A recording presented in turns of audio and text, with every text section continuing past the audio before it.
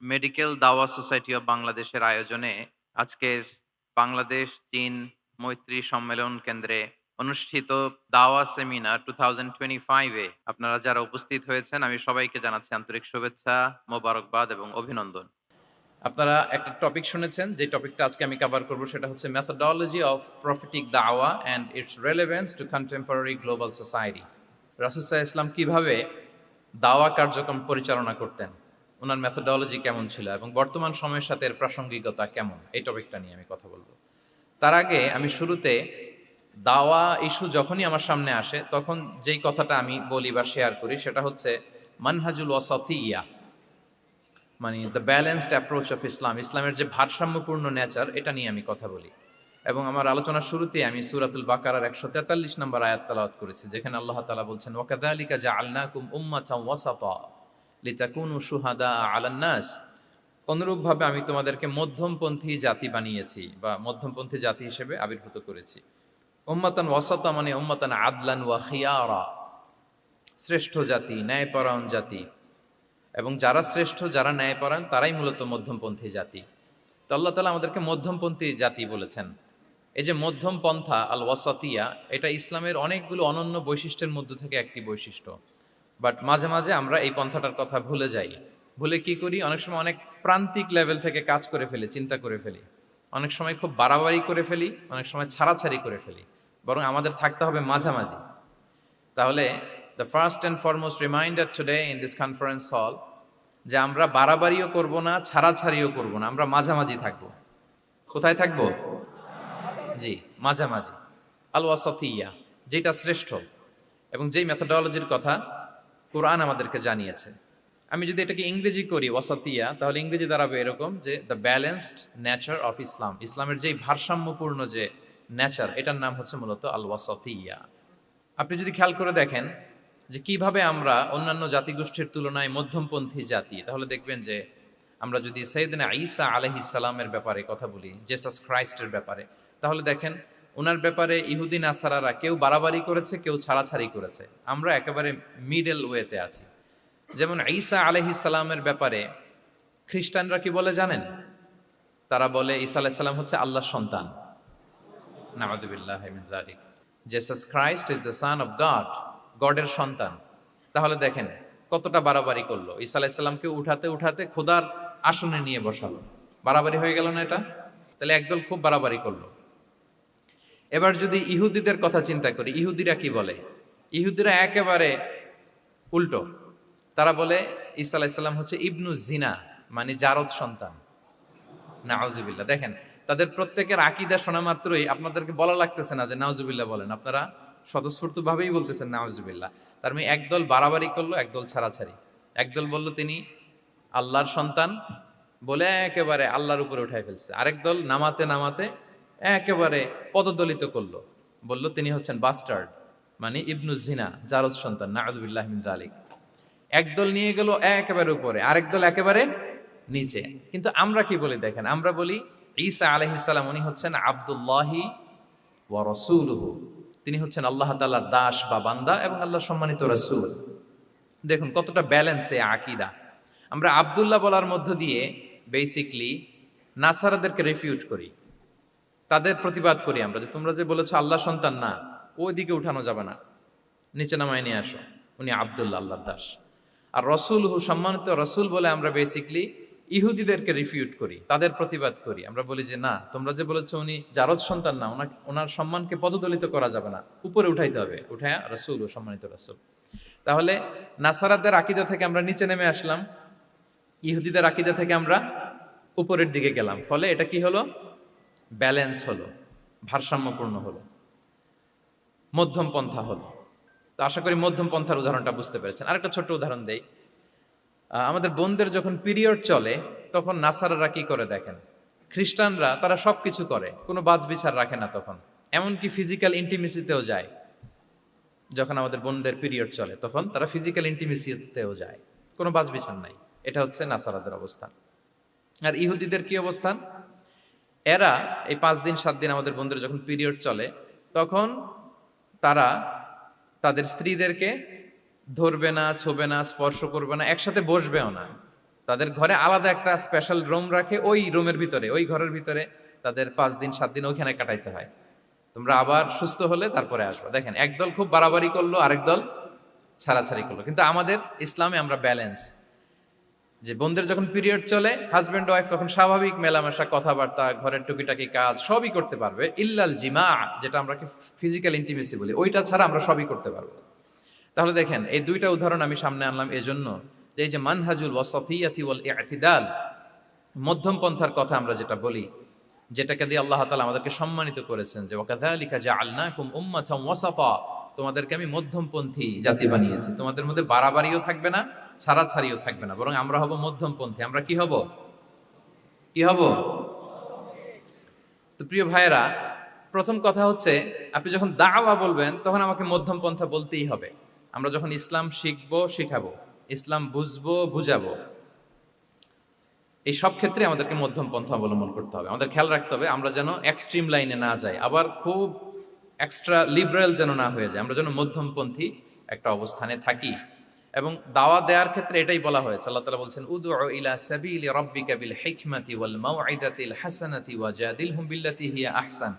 নবী, আপনি লোকদেরকে আল্লাহর পথে ডাকুন, বিল হিকমা, প্রজ্ঞার সাথে, সুন্দর সুন্দর উপদেশ সহকারে, এবং কখনো তর্ক বিতর্কে জড়ানো লাগলে সেটা উত্তমভাবে আপনাকে জড়াতে হবে। তার মানে এই যে ইসলাম বোঝার ক্ষেত্রে, প্রচারের ক্ষেত্রে এই মধ্যম পন্থার নীতি, যেটা প্রজ্ঞা বা সুন্দর উপদেশমালা দিয়ে দাওয়াত দেওয়া, এটাও মূলত মধ্যম পন্থারই বহিঃপ্রকাশ। আমরা যখন কোনো দাওয়া কাজ করব, অলওয়েজ মাথায় রাখতে হবে যে আমি বাড়াবাড়ি যেন না করি, আমি আবার ছাড়াছাড়িও যেন না করি, আমি যেন মাঝামাঝি থাকি। তো এই যে দাওয়া আমরা দিচ্ছি, দাওয়াটা কি? বেসিক্যালি এটা হচ্ছে একটা কমিউনিকেশন, রাইট? এই যে আমি কথা বলতেছি, আপনারা শুনতেছেন, ইমাম সাহেব খুতবা দিচ্ছেন, আমরা সেটা শুনি, স্ট্রিট দাওয়া হয়, বিভিন্ন রকম দাওয়া এখন হচ্ছে, এগুলো basically communication. And this communication should be full of wisdom and beautiful advice. এটাই মূলত আল ওয়াসাতিয়া, মানহাজুল ওয়াসাতিয়া, মধ্যম পন্থা। আমি যে বিশ্ববিদ্যালয় থেকে ব্যাচেলর করেছি, ওই বিশ্ববিদ্যালয়ের একটা স্লোগান আছে, মানহাজুল ওয়াসাতিয়াতি ওয়াল ইতিদাল। ওনারা মধ্যম পন্থার কথা বলে। সো আমি যেহেতু এই বিশ্ববিদ্যালয় আল আজহারের গ্রাজুয়েট, আমি যেখানেই যাই একটু করে আমি এই আল ওয়াসাতিয়ার কথাটা বলি, প্রিয় ভাইরা।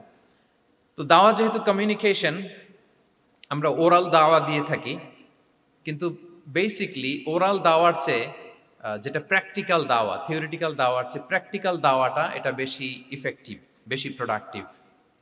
আমরা যখন তাফসির মাহফিল করি, আমরা খুতবা দেই, আলোচনা করি, এটা থেকে তো মানুষ শিখে। কিন্তু আমি যদি আমার আচরণ দিয়ে কোনো একটা মেসেজ দিতে পারি, ওইটা মানুষের হৃদয়ে বেশি দাগ কাটে, বেশি মনে থাকে, খুব বেশি মনে থাকে। এটার সুযোগ আপনাদের বেশি। যেমন আমি যদি একটা কোরআনের আয়াতের কথা বলি, এটার খুব একটা মূল্যায়ন নাই, কারণ উনি হুজুর মানুষ, উনি তো কোরআনই বলবে। কিন্তু একজন ডক্টর যখন কোরআনের আয়াত বলে, তখন বলে, দেখছো মাশাআল্লাহ, একজন ডক্টর, সে চিকিৎসা বিজ্ঞানে এত বড় এক্সপার্টিজের পর আবার কোরআনও জানে। ওই কথা কিন্তু আমিও বলছি, আমার দাম নাই। কিন্তু আপনাদেরকে কত সম্মানের চোখে দেখা হচ্ছে। আবার দেখেন, 5 ওয়াক্ত সালাত আদায় করা জামাতের সাথে, ফরজ সালাতগুলো, এটা তো মানে করতেই হবে, কম্পালসারি। এটা করে তো খুব বেশি ক্রেডিট নেওয়ার কিছু নাই, তো আমরা সবাই পড়ি। কিন্তু একজন ডাক্তার যখন নামাজ পড়ে, খেয়াল করে দেখবেন, একজন ডক্টর যখন চেম্বারে রুগীদেরকে রেখে বলে যে, ওখানে যদি লেখা থাকে যে সালাতের সময় বিরতি থাকবে, বা বলা হয় যে এই ডাক্তার কিন্তু রুগী বসিয়ে রেখে নামাজটা পড়ে এসে আবার রুগী দেখা শুরু করে, এটা সবাই খুব পজিটিভলি নেয়, যে দেখো এত ব্যস্ততার পরেও চাইলে এই সময় রুগী দেখতে পারতো, কিন্তু উনি নামাজ পড়ে। দেখেন, একই কোরআনের কথা আমিও বললাম, আপনিও বললেন, আপনার মর্যাদা কত বেশি। আমিও জামাতে নামাজ পড়ি, ইমামতি করাই, আর আপনি যে একটু তাড়াতাড়ি করে নামাজটা পড়ে চলে আসেন, এটাতে আপনার এপ্রিসিয়েশন কত বেশি। তো এভাবে আপনাদের কিন্তু দাওয়া কাজ করার সুযোগ অনেক বেশি, কারণ এটা অনেক মানে নোবেল একটা প্রফেশন, মহৎ পেশা।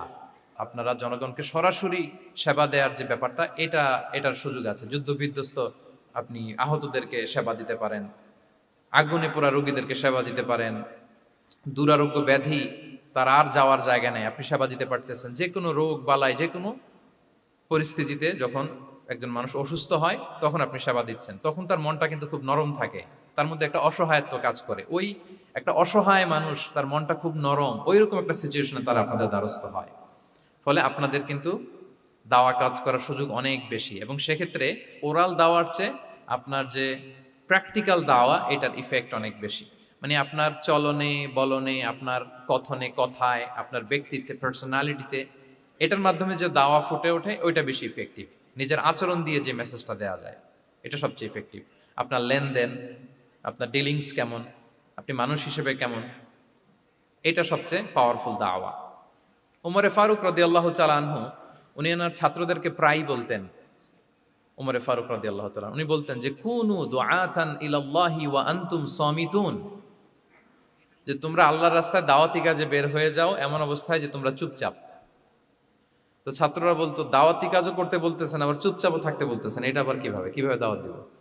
তো উমর ফারুক রাদিয়াল্লাহু তাআলা আনহু বলতেন বি আখলাকিকুম, তোমাদের আখলাক দিয়ে দাওয়াত দাও। আখলাক দিয়ে দাওয়াত দেওয়া যায় না?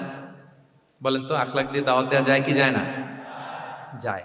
এই আখলাক দিয়ে যে দাওয়াত, এটা অনেক পাওয়ারফুল। 10টা তাফসীর মাহফিল করে আমি এটা করতে পারবো না। আপনি আপনার আখলাক দিয়ে, আপনার ব্যক্তিত্ব দিয়ে, আপনার লেনদেন, হ্যাঁ, এগুলো দিয়ে আপনি যে দাওয়াটা দিতে পারবেন, অন্য অনেক কিছু দিয়ে সেটা হবে না। এজন্য ওমরে ফারুক বলতেন কুনু দুআতান ইলাল্লাহি ওয়া আনতুম সামিতুন, আল্লাহর রাস্তায় দায়ী হয়ে বের হও কিন্তু চুপচাপ। কিভাবে?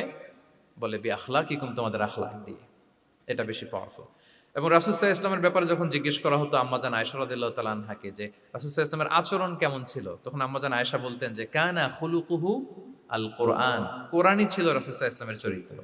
পুরো কোরআনে 30 পারায় থিওরিটিক্যালি যা বলা আছে রাসূল সাল্লাল্লাহু আলাইহি ওয়াসাল্লামের জীবনীতে প্র্যাকটিক্যালি সেটা দেখানো আছে। তো আম্মাজান আয়েশা বলতেন কানা খুলুকুহু আল কোরআন, রাসূল সাল্লাল্লাহু আলাইহি ওয়াসাল্লামের চরিত্র ছিল কোরআন। ইনদামা রাসূলুল্লাহ সাল্লাল্লাহু আলাইহি ওয়াসাল্লাম ইয়ামশি আলাল আরদ কাআন্নাল কোরআনা ইয়ামশি আলাইহি, রাসূল সাল্লাল্লাহু আলাইহি ওয়াসাল্লাম যখন মদিনার রাস্তা দিয়ে হেঁটে যেতেন, as if a living Quran is walking on the street, মনে হতো একটা জীবন্ত কোরআন রাস্তা দিয়ে হেঁটে হেঁটে যাচ্ছে।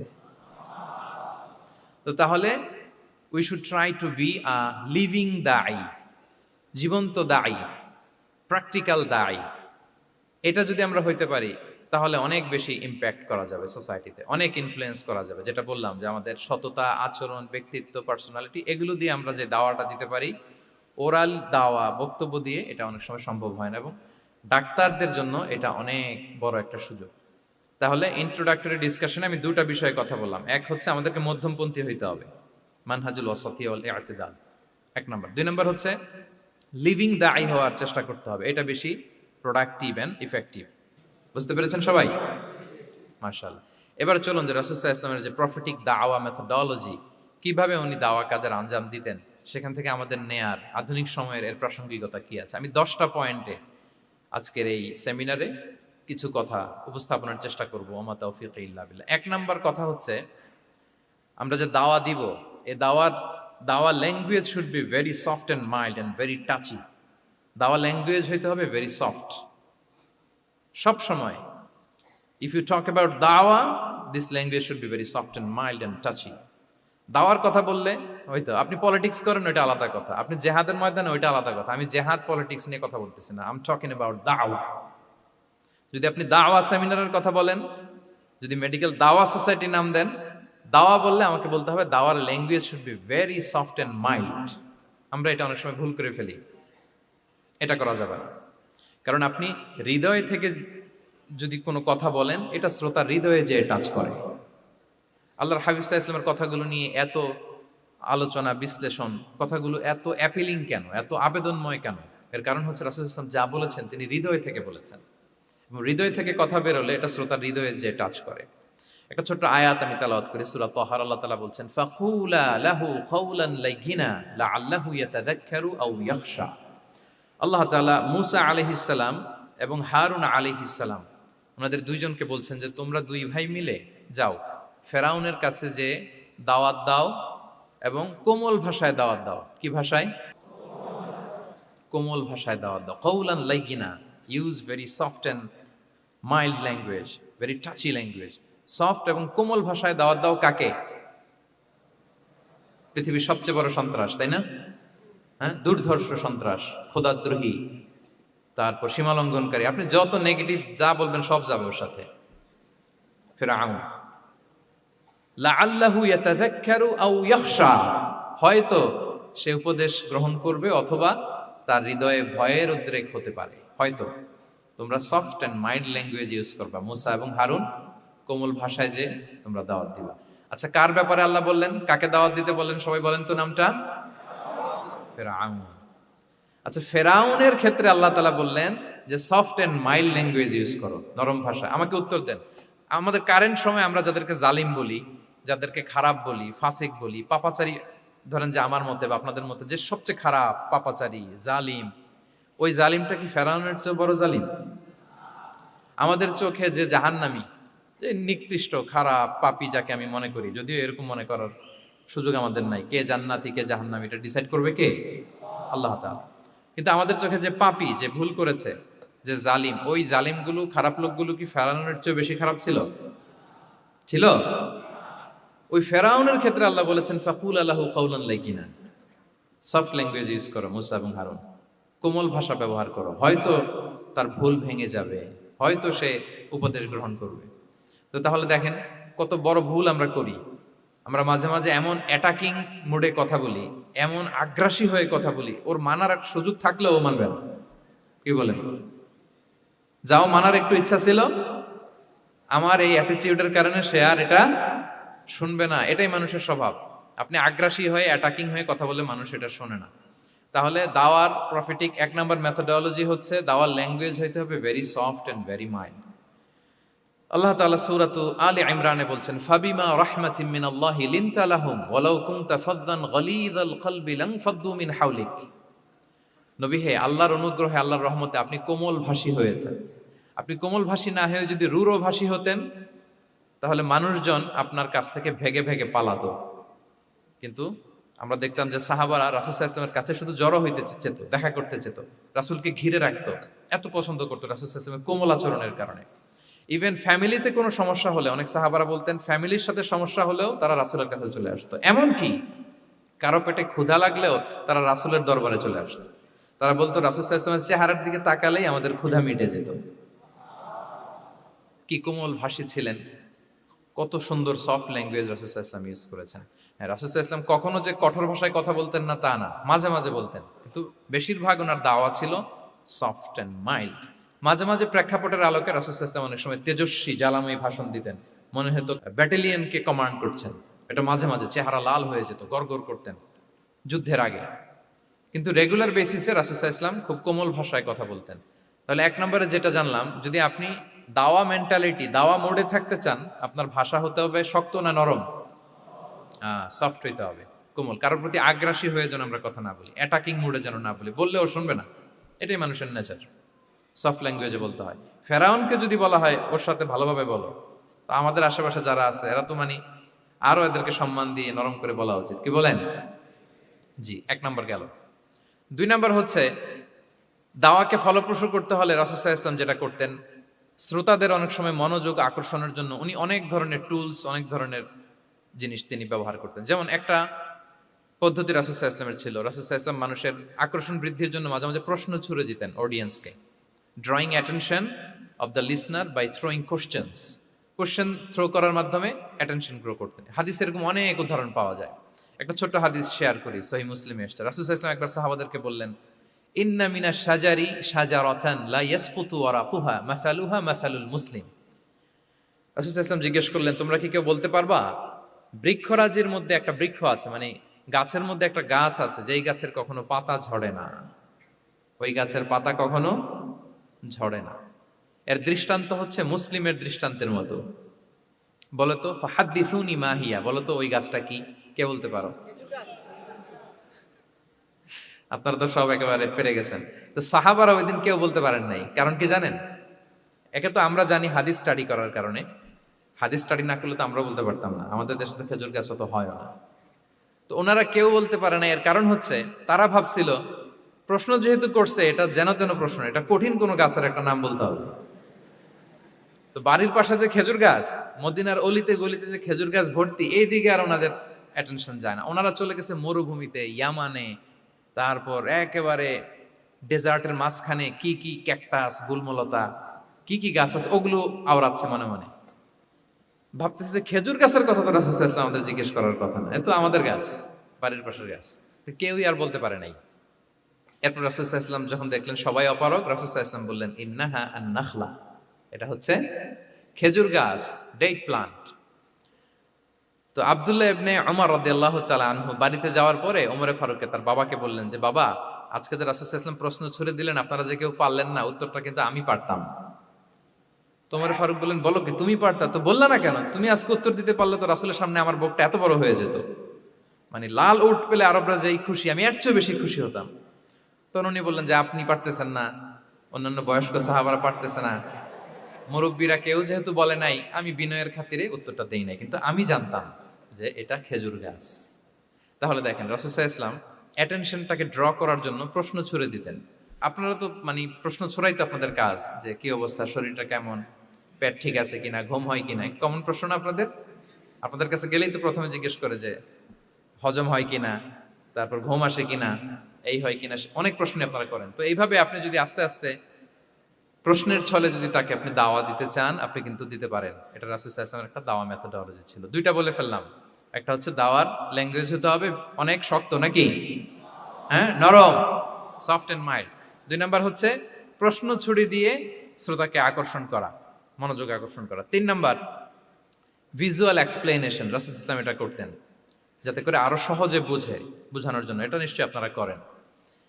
রাসূল সাল্লাল্লাহু আলাইহি ওয়াসাল্লামের দাওয়া জিন্দেগিতে দেখা যায় প্রায় সময় কিছু উনি ভিজুয়াল এক্সপ্লেনেশন নিয়ে এসেছেন সাহাবাদের সামনে, যাতে করে সাহাবারা to get a better idea of the issue, আরো ইজিলি বুঝতে পারেন। যেমন একবার রাসূল সাল্লাল্লাহু আলাইহি ওয়াসাল্লাম অনাথ ইয়েতিমদেরকে যারা দেখভাল করে তাদেরকে মর্যাদা, এটা বোঝাতে যে রাসূল সাল্লাল্লাহু আলাইহি ওয়াসাল্লাম দুই আঙ্গুল উঁচু করে একবার বললেন যে আনা ওয়া কাফিলুল ইয়াতীমি ফিল জান্নাতি কাহাতাইন, অর্থাৎ আমি এবং এতিমের রক্ষণাবেক্ষণকারী কিয়ামতের দিন এভাবে কাছাকাছি প্রতিবেশী হয়ে থাকবো। এই দুইটা আঙ্গুলের মাঝখানে যেমনি খুব একটা স্পেস নাই, গ্যাপ নাই, মানে একেবারে কাছাকাছি, নেইবরিং ফিঙ্গার, রাইট? আমি এবং এতিমের রক্ষণাবেক্ষণকারী এভাবে নেইবর হয়ে থাকবো। এই যে ভিজুয়াল এক্সপ্লেনেশন দেখছেন, এই যে দাওয়ার মধ্যে মাঝে মাঝে এরকম ভিজুয়াল এক্সপ্লেনেশন করতে হবে যাতে করে শ্রোতারা বুঝে। রাসূল ইসলাম এটা করেছেন। মুসনাদে আহমদে এক হাদিস এসেছে, রাসূল ইসলাম একবার খেজুরের একটা ডাল নিয়ে মরুভূমির মধ্যে একটা দাগ টানলেন। খাত্তালানা রাসূলুল্লাহ সাল্লাল্লাহু আলাইহি ওয়াসাল্লাম খাত্তান, একটা স্ট্রেইট লাইন দিয়ে রাসূল সাল্লাল্লাহু আলাইহি ওয়াসাল্লাম বললেন এটা হচ্ছে সিরাতুল মুস্তাকিম। সাহাবাদের দৃষ্টি আকর্ষিত হলো, সবাই মনোযোগী হয়ে উঠলো, তাই নাকি? এটা সিরাতুল মুস্তাকিম, যে দোয়া আমরা প্রতিদিন করি, ইহদিনাস সিরাতাল মুস্তাকিম। খেজুরের ডাল দিয়ে স্ট্রেইট লাইন কেটে বললেন এটা হচ্ছে সিরাতুল মুস্তাকিম। এবার ওই খেজুরের ডাল দিয়ে ডানে বায়ে অনেকগুলো ছোট ছোট দাগ কাটলেন আর বললেন হ্যাঁ দিহি সুবুলুশ শাইতান, এগুলো হচ্ছে শয়তানের রাস্তা, এটা হচ্ছে মুস্তাকিম সোজা রাস্তা যেটা জান্নাতে যায়। আর ডানে বায়ে অনেকগুলো দাগ কাটলেন, ডেকে বললেন এই প্রতিটি রাস্তায় একটা করে শয়তান বসে থাকে আর সে তোমাদেরকে টেম্পটেশন দিতে থাকে, প্রভোকেশন করতে থাকে, ধোকা দিতে থাকে, ওয়াসওয়াসা দিতে থাকে। ডানে বায়ে না তাকিয়ে এই সিরাতুল মুস্তাকিমের পথেই অবিচল থাকতে হবে।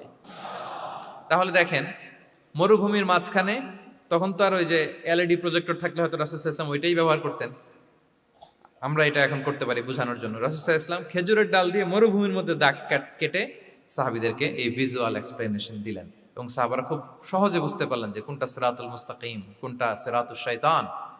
এভাবে রাসূল সাল্লাল্লাহু আলাইহি ওয়াসাল্লাম ভিজুয়াল এক্সপ্লেনেশন ইউজ করতেন।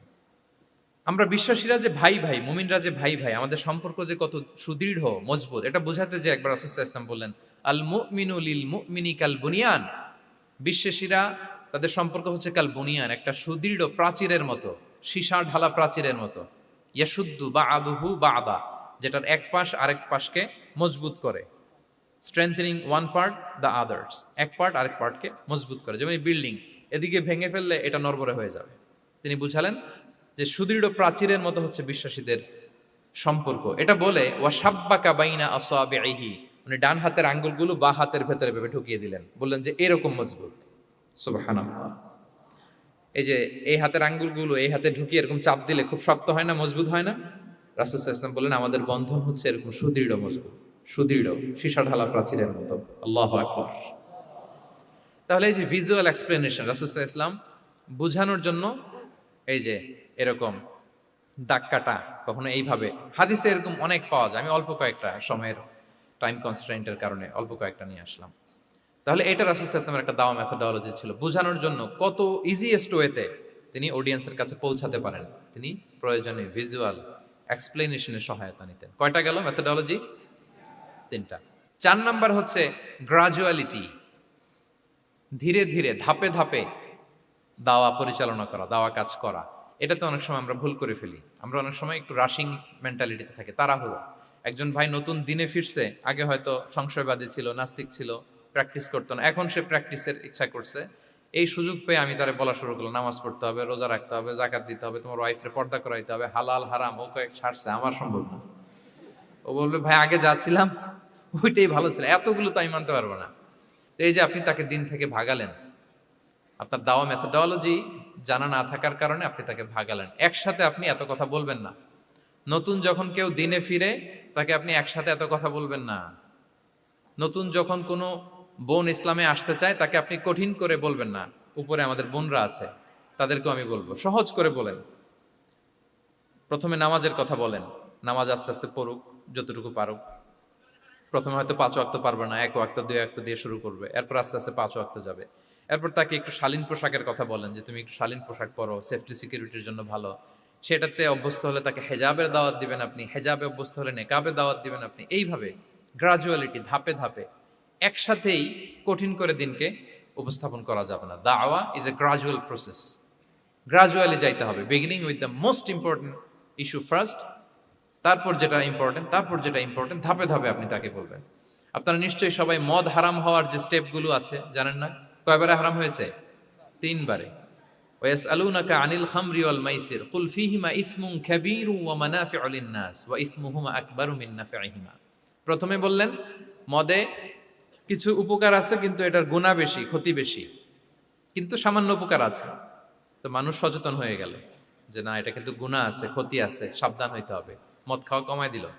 আচ্ছা, এরপর বলা হলো ওয়ালা তাকরাবুস সালাতা ওয়া আনতুম সুকারা, মাতাল হয়ে মদ খাওয়া অবস্থায় নামাজে যেও না। কারণ কোন এক সাহাবী নামাজে এমন ভাবে তেলাওয়াত করলেন অর্থ চেঞ্জ হয়ে গেল। ফলে দিনে 5 বার মদ খাওয়া যাবে না।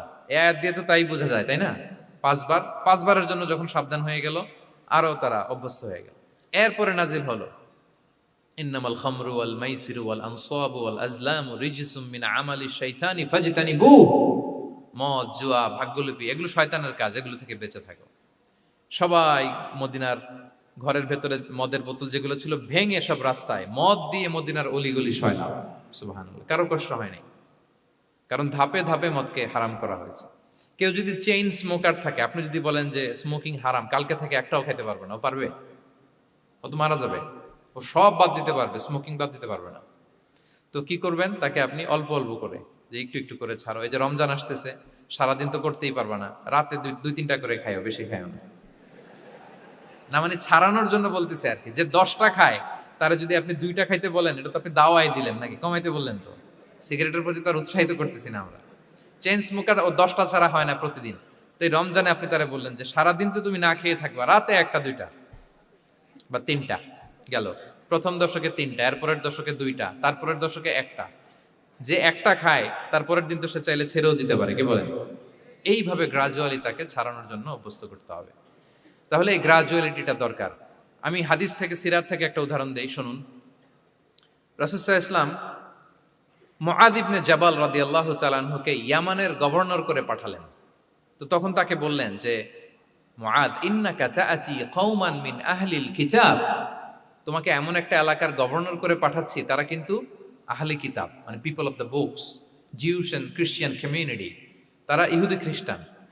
সো তাদেরকে যখন দাওয়াত দিবা, ধাপে ধাপে দিবা। কিভাবে দিবা? তিনি বললেন ফাদউহুম ইলা শাহাদাতি আন লা ইলাহা ইল্লাল্লাহ ওয়া আন্না মুহাম্মাদুর রাসূলুল্লাহ। প্রথমে দাওয়াত দিবা তাওহীদ আর রিসালাতের। আওয়াজ করে বলেন, প্রথমে কিসের?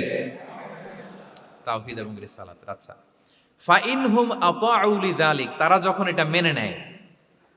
আরবিটা খেয়াল করেছেন অর্থটা? ফাইনহুম আতাউ লিযালিক, তাওহীদ রিসালাত যদি মেনে নেয় তাহলে তাদেরকে 5 ওয়াক্ত নামাজের দাওয়াত দিও। 5 ওয়াক্ত নামাজে যখন তারা অভ্যস্ত হয়ে যায়, ফাইনহুম আতাউ লিযালিক, যখন তারা এটাও মেনে নেয় তখন তাদেরকে যাকাতের আদেশ করো। সুবহানাল্লাহ, সুবহানাল্লাহ। দেখেন ধাপে ধাপে, একবারে সবগুলো বিধান একবারে তাদের সাথে শেয়ার করতে বলেননি। প্রথমে তাওহীদের, রিসালাতের, মেনে নিলে সালাতের, মেনে নিলে যাকাতের, ধাপে ধাপে। তাহলে একবারে কেউ নতুন যখন দিনে ফিরেছে, একবারে সবকিছু তার ঘাড়ে চাপিয়ে দিবেন আপনি? কি করবেন? গ্রাজুয়ালি, ধাপে ধাপে আমরা এই দাওয়াটা তাদেরকে দেওয়ার চেষ্টা করব। এটা খুব ইফেক্টিভ হবে, ফলপ্রসূ হবে। আচ্ছা, 4টা কভার করে ফেলেছি। 5 নাম্বার হচ্ছে দাওয়ার মধ্যে ইমোশনাল ইন্টেলিজেন্স ইউজ করতে হবে, তাহলে এটা মোর ইফেক্টিভ হবে।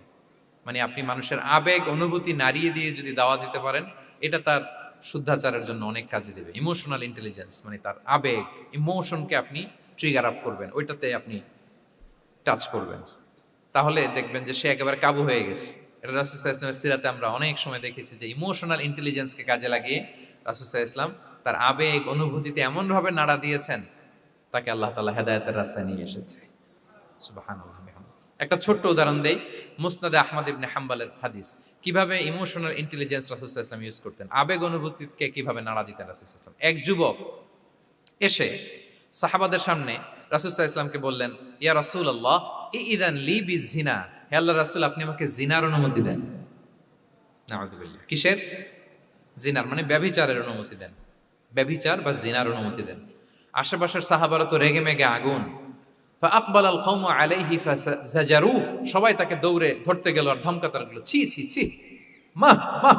আমরা যেটা বাংলায় বলি ছি ছি, আরবিতে ওনারা কি বলে? মাহ মাহ, ছি ছি, কি বলো তুমি? লজ্জা শরমের মাথা খেয়ে তুমি রাসূলুল্লাহর দরবারে এসে বলতেছো, হে আল্লাহর রাসূল আপনি জিনার অনুমতি দেন। যে রাসূল আল্লাহর পক্ষ থেকে বাণী শোনায়, ওয়ালা তাকরাবুজ জিনা, তোমরা ব্যভিচারের নিকটবর্তীও হয়ো না, আর তুমি সেই নবীর কাছে এসে আবদার করতেছো জিনার অনুমতি দেন। তারা যখন তেরে আসলো এই যুবকের দিকে, রাসূল সাল্লাল্লাহু আলাইহি ওয়াসাল্লাম তাদেরকে থামালেন, বললেন যে তোমরা থামো, যুবককে ডেকে আনো আমার কাছে। যুবককে নিয়ে আসা হলো। রাসূল সাল্লাল্লাহু আলাইহি ওয়াসাল্লাম তাকে পরম আদরে কাছে টেনে নিলেন। এবার তাকে জিজ্ঞেস করলেন, তুমি জিনার অনুমতি চাও না? বলে যে ইয়া রাসূলুল্লাহ জি, জিনার অনুমতি চাই। তখন রাসূল সাল্লাল্লাহু আলাইহি ওয়াসাল্লাম বললেন, তুমি আমাকে উত্তর দাও তো, তুমি বলো তো যে আতুহিব্বুহু লি উম্মিক, তুমি কি পছন্দ করবে যে কোনো পরপুরুষ তোমার মায়ের সাথে এই জিনাটা করুক? তোমার এটা ভালো লাগবে?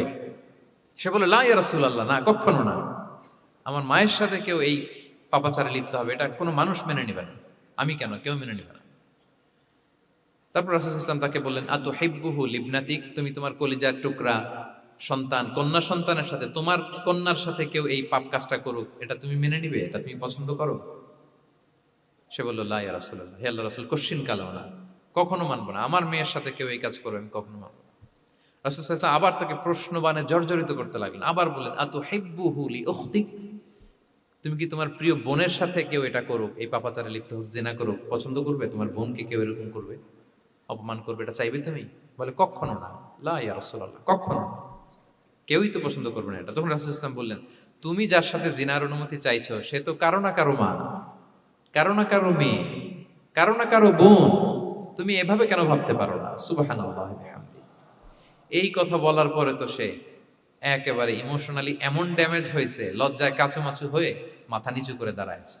তখন রাসূল ইসলাম তার পিঠে একটা আলতো চাপড় মারলেন, পরম মমতায় আলতো চাপড় দিয়ে তার জন্য দোয়া করলেন, আল্লাহুম্মা গফির যামবাহ ওয়া তাহহির কলবাহ ওয়া হাসসিন ফারজাহ, আল্লাহ তুমি এই যুবকের পাপ মোচন করো, আল্লাহ তুমি তার অন্তরটাকে পরিশুদ্ধ করো, আল্লাহ তুমি তার চরিত্রটাকে নিষ্কলুষ করো। এই হাদিসের রাবি উনি বলতেছেন, ফালাম ইয়াকুন বা'দা যালিকাল ফাতা ইয়ালতাফিতু ইলা শাই, ওই দিনের পর থেকে এই যুবক কখনো কোনো পরনারীর দিকে রাস্তায় তাকায় নাই। এই ইমোশনালি যখন তাকে দুর্বল করা হলো, তাকে যখন এইভাবে রাসূল সাল্লাল্লাহু আলাইহি ওয়াসাল্লাম প্রেজেন্টেশন করলেন, হাদিসের বর্ণনাকারী বলেন এরপরে আমরা কোনোদিন তাকে পরনারীর দিকে তাকাতে দেখি নাই। তার হৃদয়টাকে আল্লাহ তাআলা পরিশুদ্ধ করে দিলেন। রাসূল সাল্লাল্লাহু আলাইহি ওয়াসাল্লাম ওয়ায়ুযাক্কিহিম, কিভাবে মানুষকে পরিশুদ্ধ করতে দেখেন, কিভাবে তার আবেগ অনুভূতিকে নাড়িয়ে তার চিন্তার জগতে আলোড়ন সৃষ্টি করে তাকে এমনভাবে কাবু করলেন যে রাসূল সাল্লাল্লাহু আলাইহি ওয়াসাল্লাম যেই দিকে তাকে গাইড করতেছে এখন সে সেদিকেই যেতে বাধ্য। সো এইটা আমাদেরকে করতে হবে, ইমোশনাল ইন্টেলিজেন্স কাজে লাগিয়ে মানুষের আবেগ অনুভূতিতে নাড়া দিয়ে যদি আপনি তাকে কোনো কথা, কোনো বার্তা, কোনো নাসিহাত করেন, তখন সেটা সে শোনে। এমন শুনে এমনভাবে সে হেদায়েতের পথে আসে যেটা আমরা কল্পনাও করতে পারি না। তাহলে এটা যেন আমরা করি, এটা খুবই প্রোডাক্টিভ, এটা খুবই ইফেক্টিভ, এটা খুবই ফ্রুটফুল, কাজে দেয় মানুষকে ইমোশনালি তাকে দেওয়া। এই পয়েন্টটা বুঝতে পেরেছেন তো সবাই, না? আলহামদুলিল্লাহ। 6 নাম্বার মেথোডোলজি হচ্ছে দাওয়া should be full of love. দাওয়া বললে এটার সাথে লাভ থাকতে হবে, লাভ, ভালোবাসা। যদি আপনি দাওয়া বলেন এখানে লাভ থাকতে হবে, ইট কামস উইথ লাভ, ভালোবাসা। ভালোবাসা দিয়ে আপনি মানুষের হৃদয় জয় করতে হবে। আমরা দায়ীরা অনেক সময় বেশি জাজমেন্টাল হয়ে যাই, আরব শায়েকরা বলে যে নাহনু দুআত লাসনা কুদাত, আমরা দাঈ, আমরা জাজ নই, উই আর নট জাজেস। আমাদের অনেক দায়ীর আমরা ভুল করে ফেলি, আমরা বলি যে ও খারাপ, ও এটা, ও জাহান্নামী, ও খারিজ, এরকম আমরা সবাইকে নাকচ করি। মনে হয় যেন সবাইরে জাহান্নামে পাঠাই, আমি একা জান্নাতে যেতে পারলেই সফল। আচ্ছা বলেন তো, সব গেল জাহান্নামে, আপনি একা শুধু জান্নাতে, ভাল লাগবে আপনার? এই যে আজকে আমরা এখানে সবাই ছাত্র, শিক্ষক, ডিস্টিংগুইশ গেস্টরা, উপরে আমাদের বোনরা, কত ভাল লাগতেছে না? ধরেন যে ২,৫০০ সিটিং ক্যাপাসিটির এই চীন মৈত্রী সম্মেলন কেন্দ্রে কেউ নাই, শুধু আপনি একা। এই বিশাল হল রুমে কেউ নাই, আপনি একা, ভাল লাগবে? তো সবাইকে জাহান্নামে পাঠিয়ে শুধু আমি জান্নাতে গেলে এটা আমার ভাল লাগবে না ওই জান্নাতে। সো আমরা কিভাবে আমাদের জান্নাতের দলকে ভারী করতে পারি, এই চেষ্টাটা আমাদের বেশি বেশি করতে হবে, কি বলেন? তাহলে দাওয়া should be full of love, কারণ ভালোবাসা দিয়ে যা জয় করা যায়, কঠোরতা দিয়ে তা পারা যায় না। ভালোবাসা দিয়ে আপনি যেটা করতে পারবেন, কঠোরতা দিয়ে কখনো সেটা করতে পারবেন। আসুন আমরা হাদিস থেকে শুনি, সিরাত থেকে শুনি। আল্লাহর হাবিব সাল্লাল্লাহু আলাইহি ওয়াসাল্লাম মসজিদে নববীতে বসে আছেন সাহাবাদেরকে নিয়ে। হঠাৎ এক বেদুইনের আগমন। বেদুইন মানে যার মধ্যে নগর জীবনের কোনো নিয়ম কানুন সে দেখেনি, জানে না, বোঝে না। সিভিলাইজেশন বলতে যেটা বুঝি, ভদ্রতা, কার্টিসি, ম্যানার, এটা সে শিখেনি। এরকম এক বেদুইন অনেক দূর পল্লী থেকে মদিনার মসজিদে নববীতে এসেছে, কিন্তু সে ইসলাম ধর্ম গ্রহণ করেছে, মুসলিম। তো মসজিদে ঢুকে সে 2 রাকাত নামাজ পড়তেছে, এসে যে রাসূলকে সালাম দিবে, কথা ওই কার্টিসিটাও নাই।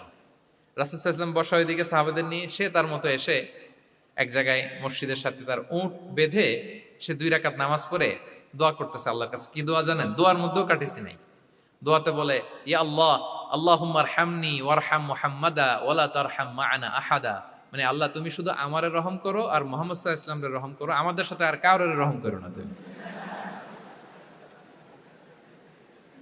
বেদুইন, তার মধ্যে আদাবু দোয়া, দোয়ার যে একটা এটিকেটস আছে, এটা তো তার জানা নাই।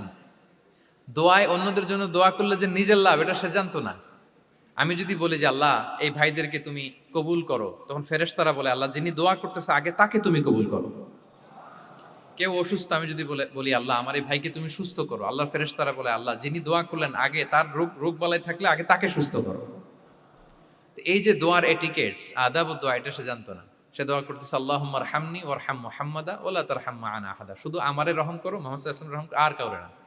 তো রাসূল সাল্লাল্লাহু আলাইহি ওয়াসাল্লাম দূর থেকে দেখতেছেন এই দোয়া, আর বলতেছেন যে হায় রে, একটা প্রশস্ত জিনিসকে সে সংকীর্ণ বানায় ফেললো। আল্লাহর কাছে কি রহমের কোনো কমতি বা ঘাটতি আছে? নাই। সে তো দোয়াতে সবাইকে ইনক্লুড করতে পারত। তো রাহমাতাল লিল আলামিন আল্লাহর হাবিব সাল্লাল্লাহু আলাইহি ওয়াসাল্লাম তিনি বুঝতে পেরেছেন যে এই লোকটা আসলে বেদুইন, তার মধ্যে ওই কার্টিসি নাই। তো তিনি ফলো করতে লাগলেন যে দেখি লোকটা কি করে। তো লোকটা দোয়া টোয়া করেই এবার যে মসজিদের এক কর্নারে বসে ওখানেই পেশাব করা শুরু করলো। মানে কোনো কার্টিসি, নিয়ম, ভদ্রতা তার জানা নাই। তো তাকে পেশাব করতে দেখে বাকি লোকেরা তো তাকে ধরতে গেল, মারতে গেল। রাসূল সাল্লাল্লাহু আলাইহি ওয়াসাল্লাম বললেন, দাউ, রাখো রাখো, আরে থামো থামো, ওকে কাজ সারতে দাও, ওকে ওর কাজ সারতে দাও। কারণ আপনারা এটা ভালো জানেন যে ওয়াশরুম সারা অবস্থায় যদি কেউ বাইরে থেকে জোরে ডাক দেয় তাহলে অবস্থা খারাপ আছে, ঠিক কিনা বলেন? কেউ টয়লেট সারতেছে ওয়াশরুমে, তখন যদি আপনি জোরে নক করেন এটা তার ক্ষতি হয়, কারণ আগে তাকে ওইটা পাস করতে হবে স্মুথলি। এটাও একটা এটিকেটস যে কেউ ওয়াশরুমে গেল, আমাকেও যেতে হবে, তো আমি যে বারবার ডিস্টার্ব না করে ওখানে একটু পায়চারা করতে পারি, একটু হালকা মৃদু শব্দে কাশি দিতে পারি, বা আমি যে বাইরে আছি, সামওয়ান ইজ ওয়েটিং আউটসাইড, এটা তাকে বুঝাতে পারি। কিন্তু অনেকে যে কি করে, ধাম ধাম করার যখন শুরু করে ওই বেচারার তো অবস্থা টাইট। এটা যেন আমরা না করি, এই শিক্ষাটা কিন্তু এই হাদিস থেকে পাই। রাসূল সাল্লাল্লাহু আলাইহি ওয়াসাল্লাম বললেন, দাউ দাউ, রাখো রাখো, আরে ছাড়ো ছাড়ো, ও তো এখন ইয়ে করতেছে, ইউরিন পাস করতেছে, রাখো, ওটাও সারুক, আগে সারুক, আমরা পরে ডিল করি। তো সবাইকে তিনি থামালেন, ও সারলো।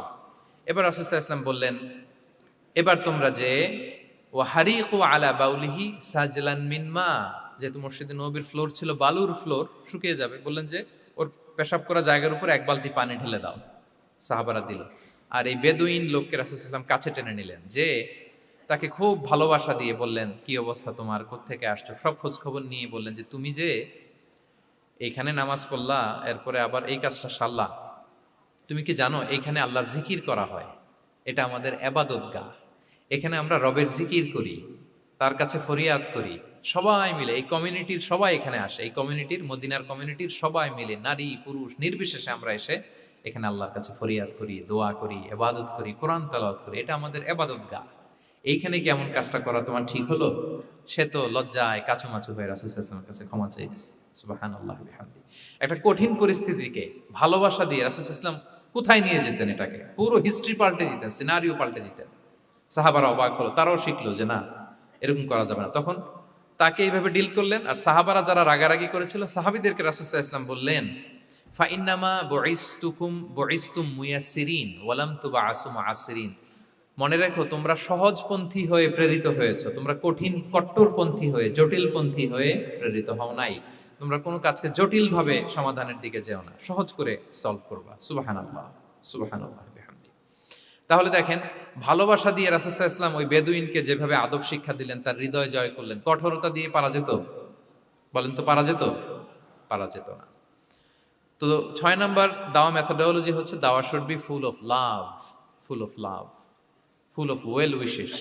আপনি শুভকামনা, ভালোবাসা, এটা দিয়ে আপনি মানুষের হৃদয়ে যতটুকু জায়গা পাবেন, কঠোরতা দিয়ে পাবেন না। আরেকটা ছোট্ট উদাহরণ দেই। সুমামা ইবনে উসাল রাদিয়াল্লাহু তাআলা আনহু, উনি ইয়ামামার অধিপতি ছিলেন, অধিপতি। রাসূল সাল্লাল্লাহু আলাইহি ওয়াসাল্লামকে হত্যা করতে এসেছিলেন গোপনে। কি করতে? হত্যা করতে। কি করতে বলেন সবাই? হত্যা করার জন্য এসেছিলেন। কিন্তু দুর্ভাগ্যক্রমে হত্যা করতে এসে সে ধরা পড়ে গেছে সাহাবীদের হাতে, হত্যা করতে পারে নাই সুমামা ইবনে উসাল।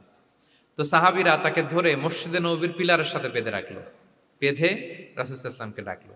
তারা বলল যে, ইয়া রাসূলুল্লাহ, দেখেন ইয়ামামা থেকে আসছে সুমামা ইবনে উসাল, আপনাকে হত্যা করবার জন্য তাকে আমরা ধরে ফেলেছি, আমরা বেঁধে রেখেছি। রাসূল সাল্লাল্লাহু আলাইহি ওয়াসাল্লাম তার কাছে যেয়ে তার খোঁজ খবর নিলেন প্রথম দিন, এবং তার সামনে যথারীতি তাওহীদ এবং রিসালার দাওয়াত দিলেন। ফিরে আসলেন, ফিরে এসে সাহাবাদেরকে বললেন, তোমাদের ঘরে ভালো রুটি আছে কার কাছে? রুটির কালেকশন, আটা পিষে রুটি বানাতে পারবে। একজন বলল আমি, বললো যে এটা সুমামাকে দিয়ে আস। তো দিয়ে আসলো। আরেকজন বললো ভালো তাজা খেজুর আছে কার কাছে? এক সাহাবী বললেন আমার কাছে। রাসূল ইসলাম বললেন যাও, এটা সুমামাকে দিয়ে আস। দিয়ে আসলেন। এরপরের দিন রাসূল ইসলাম যে আবার ইসলামের সৌন্দর্য, হ্যাঁ, মাহাসিন আহকামি সারিয়া, ইসলামী সারিয়ার যে বিউটি অফ ইসলাম, এটা তুলে ধরলেন, ইসলামের যৌক্তিকতা তুলে ধরলেন। সে অবাক হতে লাগলো যে কিরে, যুদ্ধবন্দীদের সাথে মুহাম্মদ সাল্লাল্লাহু আলাইহি ওয়াসাল্লাম এবং তার অনুসারীরা এরকম আচরণ করে? সে তো যুদ্ধবন্দী, এত সুন্দর আচরণ। তাকে আবার ইসলামের সুশীতল বাণীগুলোর প্রতি আহ্বান করে রাসূল ইসলাম বাড়িতে এসে এবার নিজের যে উট আছে, উটকে যে পালে, সে রাখালকে বলল, তুমি উটের দুধ দহন করে তাকে কিছু দুধ দিয়ে আসো। সুবহানাল্লাহ। আসছিল রাসূল সাল্লাল্লাহু আলাইহি ওয়াসাল্লামকে কি করতে? হত্যা করতে। তো তাকে ওটের গরম দুধ দিয়ে আসা হলো, সে পেট ভরে খেলো। তৃতীয় দিন এবার রাসূল সাল্লাল্লাহু আলাইহি ওয়াসাল্লাম যে ইসলামের যে ভবিষ্যৎ, ইসলাম মানলে যে জান্নাতে থাকা যাবে, এগুলো সব বললেন, এবং তাকে আরো অনেক মেহমানদারি করলেন, আপ্যায়ন করলেন। 3 দিন যখন রাসূল সাল্লাল্লাহু আলাইহি ওয়াসাল্লাম ইসলামকে তার সামনে এভাবে প্রেজেন্ট করলেন, আপ্যায়ন করলেন, ভালো আচরণ দেখালেন, সে অবাক হয়ে গেল। আল্লাহ তাআলা তার হৃদয়টাকে নূর দিয়ে আলোকিত করে দিলেন। 3 দিন পর রাসূল সাল্লাল্লাহু আলাইহি ওয়াসাল্লাম সাহাবীদেরকে ডেকে বললেন, যাও, সুমামা ইবনে উসালের হাত পা গুলো যে রশি দিয়ে বেঁধে রেখেছো ছেড়ে দাও, রশিগুলো খুলে দাও। সাহাবারা বলেন কি ইয়া রাসূলুল্লাহ, সে তো খুনি, সে সুযোগ পেলেই তো অ্যাসাসিনেট করতো, তার রশি, হাতের রশি খুলে দিত, আপনাকে মেরে ফেলবে। আল্লাহ রাসূল সাল্লাল্লাহু আলাইহি ওয়াসাল্লাম বললেন, না, আমি যা জানি তোমরা সেটা জানো না, যেটা বলেছি তাই করো। মসজিদে নববীর পিলারের সাথে তাকে যে বেঁধে রেখেছো, রশি খুলে দাও, হাত পা খুলে দাও। আল্লাহর হাবিব সাল্লাল্লাহু আলাইহি ওয়াসাল্লামের নির্দেশ মোতাবেক সাহাবারা ওনার হাত খুলে দিলেন, পা খুলে দিলেন। সুমামা ইবনে উসাল কারোর সাথে কথা না বলে, তার বাড়ি তো ইয়ামামা, সেখানেও ফিরে গেলেন না, অন্য কোনো শহরেও গেলেন না। তিনি মদিনা থেকে অনতি দূরে একটা খেজুরের বাগান আছে, ওখানে কুয়া আছে, উনি যে ওই কুয়ার পানি দিয়ে গোসল করলেন। গোসল করে পবিত্র হয়ে মসজিদে নববীতে রাসূল সাল্লাল্লাহু আলাইহি ওয়াসাল্লামের কাছে ফিরে আসলেন, আর এসেই ঘোষণা দিলেন, আশহাদু আল্লা ইলাহা ইল্লাল্লাহ ওয়া আশহাদু আন্না মুহাম্মাদার রাসূলুল্লাহ। সুবহানাল্লাহ, সুবহানাল্লাহ। তিনি বললেন যে আমি সাক্ষ্য দিচ্ছি আল্লাহ ছাড়া কোনো ইলাহ নেই, আরো সাক্ষ্য দিচ্ছি যে মুহাম্মদ আপনি আল্লাহর প্রেরিত বান্দা এবং রাসূল। এবার তিনি বললেন, মুহাম্মদ, আপনার চেহারার চাইতে অপছন্দের চেহারা পৃথিবীতে আর দ্বিতীয়টা আমার কাছে ছিল না, কিন্তু আজকের পর থেকে আপনার চেয়ে প্রিয় চেহারা, আপনার চেহারার চেয়ে প্রিয় কোনো চেহারা আমার কাছে আর নাই। ইসলামের চেয়ে অপছন্দনীয় ধর্ম আমার কাছে আর ছিল না, কিন্তু আজ থেকে ইসলামের চেয়ে পছন্দনীয় কোনো ধর্ম আমার কাছে নাই। মদিনার চেয়ে অপছন্দের শহর আমার কাছে ছিল না, তো আজ থেকে মদিনার চেয়ে কোনো প্রিয় শহর আমার কাছে নাই। সুবহানাল্লাহ। উনি গমের বড় ডিলার ছিলেন, গম ব্যবসা করতেন। উনার থেকে গম নিয়ে মক্কায় মুশরিকরা চলতো। তিনি ঘোষণা দিলেন, আজকে থেকে আমার এলাকার কোনো গম মক্কায় যাবে না। এবার মক্কাবাসী পড়ছে বিপদে, গম ছাড়া তো তারা খেতেও পারবে না। তারা আল্লাহর হাবিব সাল্লাল্লাহু আলাইহি ইসলামের কাছে চিঠি লিখে পাঠালেন যে, মুহাম্মদ, তোমার এই যে নতুন অনুসারী, সে যদি গম না দেয় আমাদের তো অবস্থা খারাপ। তুমি দয়া করে এই গমের সাপ্লাই আবার যাতে সে চালু করে তুমি একটু বলে দাও। আল্লাহর হাবিব সাল্লাল্লাহু আলাইহি ইসলাম আবার সুমামা ইবনে উসালকে বলে দিলেন, আবার সে সাপ্লাই চালু করলো। সুবহানাল্লাহ বিহামদি। এবং তিনি প্রথম তালবিয়া পাঠ করে উমরা করেছিলেন। তাহলে দেখেন, আসলো খুনি হয়ে, আসলো কি হয়ে? খুনি হয়ে, আর ফিরে গেল নবী প্রেমিক হয়ে। সুবহানাল্লাহ। এটা কিভাবে সম্ভব হয়েছে? রাসূল সাল্লাল্লাহু আলাইহি ওয়াসাল্লামের উদারতা, ভালোবাসা। তাহলে আপনি যদি দাওয়ার কথা বলেন আমাকে, দাওয়া should be full of love. কারণ ভালোবাসা দিয়ে যা জয় করা যায়, কঠোরতা দিয়ে সেটা পারা যায়। 7 নাম্বার হচ্ছে, 7 নাম্বার, রাসূল সাল্লাল্লাহু আলাইহি ওয়াসাল্লাম যদি কাউকে কারেকশন করতে চাইতেন, কখনো তাকে অপমান করতেন না, অন্যের সামনে তার নাম নিতেন না। নাম না নিয়ে তাকে শুধরে দিতেন। এটা দাওয়ার আরেকটা মেথডোলজি। কেউ কোনো ভুল কাজ করলে তার নাম ধরে অন্যের সামনে লজ্জিত করতেন না। আমরা কিন্তু অনেক সময় করে ফেলি, করি না? অন্যের সামনে মানুষকে কারেক্ট করি, এটা ঠিক না। The way he use to correct others, আপনি যদি সিরাতের দিকে তাকান, সুবহানাল্লাহ, কিভাবে উনি অন্যকে কারেকশন দিতেন, নাম উল্লেখ করতেন না। আমরা এটা অনেক ভুল করি। আমি এই জন্য খুব দুঃখিত এবং লজ্জিত। আমাদের দাওয়া অঙ্গনে আপনি ইউটিউব খুললে দেখবেন যে অনেক দায়ীরা, এক দায়ী আরেক দায়ীকে তুচ্ছ-তাচ্ছিল্য করছে, তার নাম নিয়ে তাকে ছোট করা, তাকে খারিজ করা, তাকে নাকচ করা, সে জাহান্নামী, সে কাফের, সব ইসলামের ঠিকাদারি উনি একা নিজে নিয়ে বসে আছে, আর বাকি যা আছে সব খারিজ। এইটা রাসূল সাল্লাল্লাহু আলাইহি ওয়াসাল্লামের দাওয়ার সাথে যায় না। বরং কেউ যদি কোনো ভুল কিছু বলে, ভুল করে, আপনি যদি মনে করেন যে না তার এটা ভুল, আমারটা সঠিক, তো আপনার নিয়ম হচ্ছে আপনি সঠিকটা প্রচার করা। তাহলে কেউ যদি ভুল করে থাকে তারও টনেক নড়বে, বাকিরাও সঠিকটা জেনে যাবে। এটা হচ্ছে রাসূল সাল্লাল্লাহু আলাইহি ওয়াসাল্লামের দাওয়া মেথডোলজি। তিনি কখনো কারো নাম ধরে অন্যের সামনে, মানুষের সামনে তাকে লজ্জা দিতেন না, তাকে কারেক্ট করতে যেতেন না। এটা ছিল রাসূল সাল্লাল্লাহু আলাইহি ওয়াসাল্লামের বৈশিষ্ট্য। আসুন আমরা সিরাত থেকে দেখি, হাদিস থেকে দেখি। আল্লাহর হাবিব সাল্লাল্লাহু আলাইহি ওয়াসাল্লাম উনি রাতে দিনে কি কি আমল করতেন, গোপন আমল, এগুলো জানার জন্য 3 জন সাহাবী রাসূল সাল্লাল্লাহু আলাইহি ওয়াসাল্লামের স্ত্রীদের কাছে গেলেন। যে জিজ্ঞেস করলেন যে আপনারা আমাদেরকে বলুন যে রাসূল সাল্লাল্লাহু আলাইহি ওয়াসাল্লাম রাতে কি আমল করে, দুপুরে কি আমল করে, বিকেলে কি আমল করে। তো আমাদের আম্মা জানেরা, রাসূল সাল্লাল্লাহু আলাইহি ওয়াসাল্লামের প্রিয়তমা স্ত্রীরা বললেন যে উনি রাতে এরকম তাহাজ্জুদ, দুপুরবেলা এরকম তেলাওয়াত, এই সময় নফল নামাজ, এই সময় এটা করে। আল্লাহর হাবিব সাল্লাল্লাহু আলাইহি ওয়াসাল্লামের পুরো আমলের ফিরিস্তি যখন শোনানো হলো, কাআন্নাহুম তাকাল্লুহা, তাদের কাছে এটা একটা কম মনে হলো পরিমাণে। তারা ভাবছিল হয়তো আরো বেশি করে। তখন তাদের একজন বলল, আরে আইনা নাহনু মিন রাসূলিল্লাহ, কই রাসূল সাল্লাল্লাহু আলাইহি ওয়াসাল্লাম, কই আমরা। রাসূল সাল্লাল্লাহু আলাইহি ওয়াসাল্লামের ব্যাপারে আল্লাহ বলেছেন, কদ গুফিরা লাহু মা তাকাদ্দামা মিন যামবিহি ওয়া মা তাআখার। রাসূল সাল্লাল্লাহু আলাইহি ওয়াসাল্লামের আগের পরের সব গুনাহ মাফ। আদতে তো ওনার কোনো গুনাহই নাই, তারপরও একটা স্পেশাল স্ট্যাটাস হচ্ছে আপনার আগের পরের সব গুনাহ মাফ। তো তারা বলল, যেই মহান ব্যক্তির, যেই নবীর আগের পরের সব গুনাহ মাফ বলে ঘোষণা দেওয়া হয়েছে, তার সাথে তো আমাদের তুলনা করলে হবে না, আমাদের তো বেশি আমল করতে হবে। রাসূল সাল্লাল্লাহু আলাইহি ওয়াসাল্লাম হয়তো এই জন্য এই স্ট্যান্ডার্ড মেনটেন করেন না, এরকম করলে তো আমরা মাফ পাবো না আল্লাহর কাছে। ভালো চিন্তা থেকেই তারা ভাবছেন যে না, আমাদের আমল আসলে কম হয়ে যাচ্ছে, বাড়াইতে হবে। রাসূল সাল্লাল্লাহু আলাইহি ওয়াসাল্লামের কথা ভিন্ন, আমাদের বাড়াইতে হবে। তো কি করতে হবে? একজন বলল, আজকে থেকে আমি সারা রাত নফল নামাজ পড়বো, সারা রাত ঘুমাবো না। নিয়ত করে ফেলছে, আমি সারা রাত নফল নামাজ, এশার পর থেকে যে নফল শুরু হবে ফজর পর্যন্ত, ঘুমটম নাই। আচ্ছা, গেল। আরেকজন বলল, আমি সারা বছর রোজা রাখবো, কালকে থেকে যে রোজা ধরবো আর ভাঙবো না, সারা বছর। আচ্ছা। আরেকজন বলল, আমার কয়েকজন স্ত্রী আছে, আমি আর স্ত্রীদের কাছে যাব না, আমি এখন থেকে সন্ন্যাসী, বৈরাগী জীবন যাপন করব, আমি আর কোনো নারীর কাছে যাচ্ছি না। তো এই ঘোষণা যখন তারা দিয়ে ফেলছে, এটা রাসূল সাল্লাল্লাহু আলাইহি ওয়াসাল্লামের কান পর্যন্ত যেয়ে পৌঁছালো। আল্লাহর হাবিব সাল্লাল্লাহু আলাইহি ওয়াসাল্লাম এটা শুনে ফেললেন। শুনে রাসূল সাল্লাল্লাহু আলাইহি ওয়াসাল্লাম এটা অপছন্দ করলেন, কারণ এটা তো রাইট ট্র্যাক না, ওনারা ভুল করতেছে। তো একটা ভরা মজলিসে রাসূল সাল্লাল্লাহু আলাইহি ওয়াসাল্লাম বললেন, আনতুমুল্লাযীনা কুলতুম কাযা ওয়া কাযা, শুনলাম তোমাদের মধ্যে কে কে নাকি এমন এমন বলছো। সুবহানাল্লাহ। তিনি বলতে পারে, এই আব্দুল্লাহ দাঁড়াও, এই আব্দুর রহমান স্ট্যান্ড আপ, এই দাঁড়াও, তুমি নাকি এটা বলছো, তুমি এটা বললে তো ওনারা লজ্জা পেতেন না, সবার সামনে লজ্জা পেতেন। উনি এটা না করে কাজ হাসিল হয়ে যাচ্ছে, বললেন আনতুমুল্লাযীনা কুলতুম কাযা ওয়া কাযা। অনেক বর্ণনা এরকম পাওয়া যায়, মা বালু আকওয়ামিন ইয়াফআলুনা কাযা ওয়া কাযা, মা বালু আকওয়ামিন ইয়াকুলুনা কাযা ওয়া কাযা। তাদের কি হলো, তারা এমন এমন বলে, তাদের হলোটা কি, তারা এমন এমন বলে। এইভাবে তিনি শুধরে দিতেন। তো বললেন, তোমাদের মধ্যে কেউ কেউ নাকি এটা বলে, এই ওই তিনজনের তো টনক নড়ে গেছে, আর বাকিরা শুনতেছে। তখন রাসূল সাল্লাল্লাহু আলাইহি ওয়াসাল্লাম বললেন, না, এটা ঠিক নয়। আমি তোমাদের মধ্য থেকে সবচেয়ে বেশি মুত্তাকি, সবচেয়ে বেশি বুজুর্গ।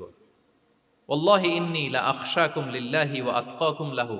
আমি তোমাদের মধ্য থেকে আল্লাহকে সবচেয়ে বেশি ভয় পাই। বলেন তো, রাসূল সাল্লাল্লাহু আলাইহি ওয়াসাল্লামের চেয়ে বেশি আল্লাহকে ভয় পাওয়া কারো পক্ষে সম্ভব? আল্লাহর হাবিব সাল্লাল্লাহু আলাইহি সাল্লামের চেয়ে বেশি মুত্তাকি হওয়া কারো পক্ষে সম্ভব? আমার নবীর চাইতে শ্রেষ্ঠ হওয়া সম্ভব? তার যে স্ট্যান্ডার্ড ইবাদতের, এটারে ছাড়ায় যাওয়া সম্ভব? সম্ভব না। তো তিনি বললেন যে আমি রাত্রিবেলা ঘুমাই আসার পরে, আবার শেষ রাতে তাহাজ্জুদও করি। ঘুমও আছে, নামাজও আছে, ব্যালেন্স। আমি সোম বৃহস্পতিতে রোজা রাখি, সপ্তাহের বাকি দিনগুলোতে খাই। আবার আমার অনেক 9 জন স্ত্রী তো এট এ টাইমে ছিল, আমি স্ত্রীদের সাথে মেলামেশাও করি। তো আমি এগুলো সব ঠিক রেখে আল্লাহর সবচেয়ে প্রিয় মুত্তাকি হইতে সমস্যা হলো না। তোমাদের এত সমস্যা কোথায়? তোমাদের সমস্যা কোথায়? আমার চেয়ে শ্রেষ্ঠ যদি কেউ কিছু করতে চাও, এটা হবে না। আমি হচ্ছি স্ট্যান্ডার্ড। সুবহানাল্লাহ। দেখেন, এইভাবে যখন বললেন, ঠিক করে দিলেন যে তোমরা কে কে জানি এরকম নিয়ত করছো, এটা ভুল করেছো, বরং শুদ্ধ হবে এটা। ওই তিনজনের টনক নড়ে গেছে, তারা শুধরে নিয়েছেন, আর বাকিরা সঠিক মেসেজটা, সঠিক নির্দেশনাটা জেনে গেল। তাহলে ওনাদেরকে কারেকশন করা হয়ে গেছে না অলরেডি? বলেন তো, ওনারা যে ভুল করছে কারেকশন হয়েছে কিনা? কিন্তু তাদেরকে অপমান করা হয়েছে। এই ভুলটা আমরা অনেক সময় করি। অন্যের সামনে কখন নিজের ছেলেকে, নিজের স্ত্রীকে, বন্ধুকে অন্যের সামনে এইভাবে আমরা যেন কারেক্ট না করি। কাউকে সংশোধন করতে চাইলে আল্লাহর হাবিব সাল্লাল্লাহু আলাইহি সাল্লামের দেখানো পথেই যেন আমরা সংশোধন করি। এটা হচ্ছে এই হাদিসের 1 নম্বর শিক্ষা। আরেকটা শিক্ষা হচ্ছে ব্যালেন্স লাইফস্টাইল, ব্যালেন্স অ্যাপ্রোচ আমরা জানলাম। অনেকে মনে করে, আমার পরিচিত কয়েকজন লোক আছে, আমি বলছি, তারা থামাইছে কিনা জানি না, আমার কাছে এসে শোনাইতেছে, হুজুর আমি সারা বছর রোজা রাখি। তো আমি বলছি, আপনার বলছে কি সারা বছর রোজা রাখতে? সারা বছর তো রোজা রাখা নিষেধ, এটাকে সওমে বিসাল বলে, এটা নিষেধ। বরং সবচেয়ে বেশি যদি কেউ রাখতে চায়, রাসূল সাল্লাল্লাহু আলাইহি ওয়াসাল্লাম বলছে, তাহলে সওমুল্লাহি দাউদ, সিয়ামু দাউদ, দাউদ আলাইহিস সালামের রোজা। এর চেয়ে বেশি না। একদিন রাখবা, আরেকদিন ভাঙবা, একদিন রাখবা, আজকে রোজা রাখলে কালকে খাবেন, কালকে রাখবেন, এরপরের দিন রাখবেন, এরপরের দিন ভাঙবেন। এর চেয়ে বেশি রাখা যায় না। লাগাতার রোজা রাখা নিষেধ। লাগাতার 6 মাস 5 মাস সারা বছর অনেকে রোজা রাখে, এটা না জানার কারণে। তাহলে এই যে ইসলামের যে ব্যালেন্স লাইফস্টাইল, এটা আমরা জানলাম। কাউকে কিভাবে শুধরে দিতে হবে, কারেক্ট করতে হবে, কারেকশনের ওয়ে, এটা আমরা জানলাম। আরেকটা হচ্ছে ইসলাম যে the combination of material and spiritual life, এইটার একটা তথ্য আমরা জানলাম যে আপনার এই দুনিয়াও লাগবে, আপনার আখিরাতও লাগবে। আপনি সব ছেড়ে দিয়ে শুধু আল্লাহর রাস্তায় চলে গেলে ওইটা ইসলাম শিখায় নাই।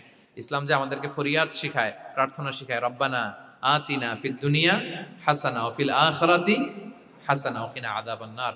হে আল্লাহ, আপনি দুনিয়াতেও হাসানা দেন, আখিরাতেও হাসানা দেন। আগে চাইছি কোনটা, আখিরাত না দুনিয়া? রব্বানা আতিনা ফিল আখিরাতি হাসানা ওয়া ফিদ দুনিয়া হাসানা, এরকম নাকি রব্বানা ফিদ দুনিয়া হাসানা? দেখেন, দুনিয়াটা আগে, দুনিয়াটা আগে। সো ব্যালেন্স, এই ভারসাম্য রাখাটা, আমি আলোচনা শুরুই তো করেছি ওয়াসাতিয়া, মানে ভারসাম্যপূর্ণ। ইসলামের নেচারটা হচ্ছে ব্যালেন্সড অ্যাপ্রোচ। এটা আমরা এই হাদিস থেকে শিখতে পারি। আমাদের অনেকেরই এটাতে ঘাটতি আছে, অনেক জ্ঞানী, অনেক স্কলার, অনেক তার কিছু, কিন্তু তার মধ্যে ভারসাম্য এবং পরিমিতি বোধ নাই।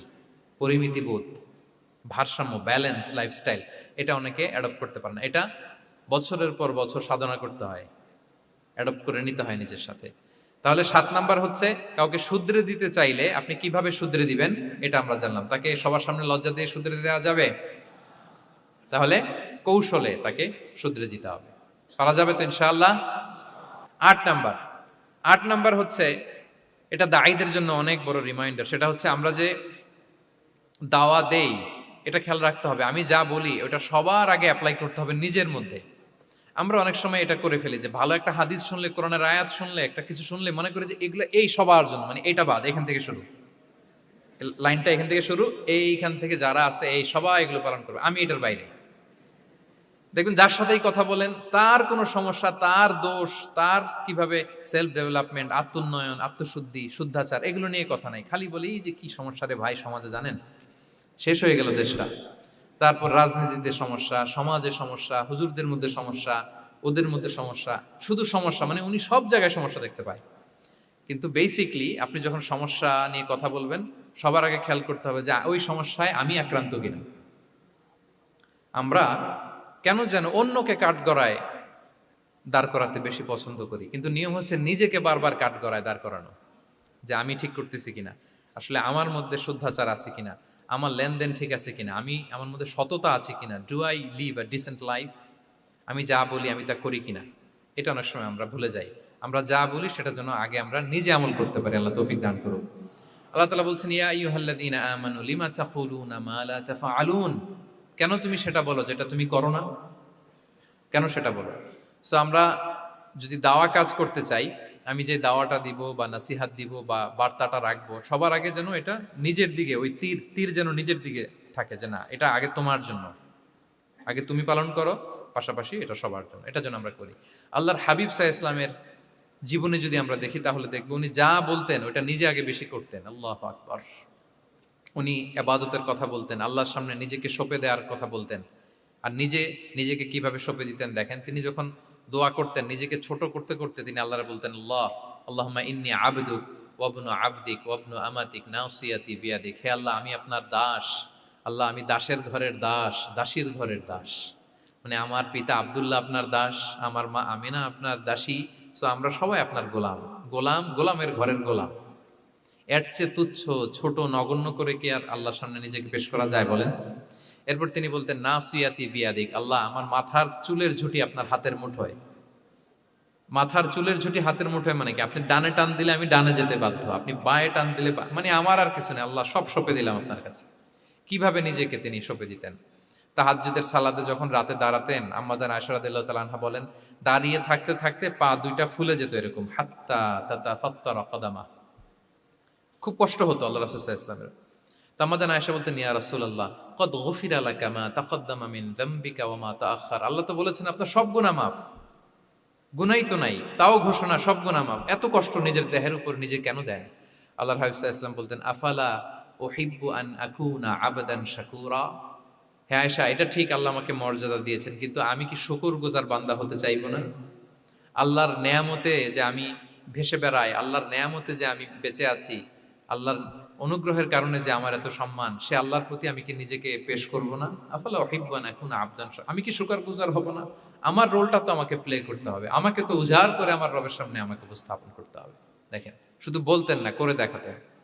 রাতের সালাতে যখন কিয়ামুল লাইল করতেন, কাঁদতে কাঁদতে দাড়ি ভিজে যেত, কাঁদতে কাঁদতে হাত্তা বাল্লাল আরদা হাত্তা বাল্লা লিহিয়াতাহু হাত্তা বাল্লা হাজরাহু, কাঁদতে কাঁদতে জুব্বা ভিজে যেত। সিজদায় পরে যখন থাকতেন কাঁদতে কাঁদতে জমিন ভিজিয়ে ফেলতেন আল্লাহর হাবিব সাল্লাল্লাহু আলাইহি ওয়াসাল্লাম। এভাবে নিজেকে আল্লাহ তাআলার সামনে পেশ করতেন।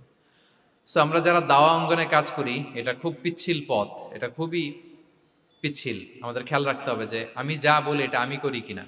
এটা দায়ীদের জন্য চ্যালেঞ্জিং। সে নিজে একটা ডিসেন্ট লাইফ লিড করা, তার নিজের মধ্যে সততা থাকা, নৈতিকতা থাকা, মোরালিটি, এথিক্স, ভ্যালিউজ নিয়ে যে আমরা বলি, ওই ভ্যালিউজের প্র্যাকটিস যেন আমাদের মধ্যে থাকে। আল্লাহ তাআলা আমাদেরকে তৌফিক দান করুক, আমরা পড়ি আমিন। ৯ নম্বরে হচ্ছে কনসিডারেট হওয়া। রাসূল সাল্লাল্লাহু আলাইহি ওয়াসাল্লাম খুবই কনসিডারেট ছিলেন। এটা খুব গুরুত্বপূর্ণ, খেয়াল করে শুনুন। কনসিডারেট মানে খুব উচ্চ বিবেকবোধ সম্পন্ন ব্যক্তিত্ব, খুব বিবেকবোধ সম্পন্ন। আমাদের অনেকের মধ্যে এটা, আমাদের অনেকের সেন্স কাজ করে না। আল্লাহর হাবিব সাল্লাল্লাহু আলাইহি ওয়াসাল্লাম he was a man of 6 senses. 6টা সেন্স ওনার কাজ করতো। সুবহানাল্লাহ, সুবহানাল্লাহ। কথা বলতেছেন, ওদিকে কি হচ্ছে, ওদিকে সব একসাথে এট এ গ্ল্যান্সে তিনি মেনটেন করতেন। সুবহানাল্লাহ বিহামদিহি। তো এই উচ্চ বিবেকবোধ সম্পন্ন হইতে হবে দায়ীদের। রাসূল সাল্লাল্লাহু আলাইহি ওয়াসাল্লাম একবার নামাজ পড়াচ্ছেন, পিছনে বাচ্চার কান্নার আওয়াজ, নামাজ ছোট করে দিয়েছেন, একেবারে ছোট, শর্ট শর্ট করে সিজদা, রুকু, মানে যতটুকু না হলেই না, অতটুকু করে নামাজ শেষ। জিজ্ঞেস করা হলো কেন?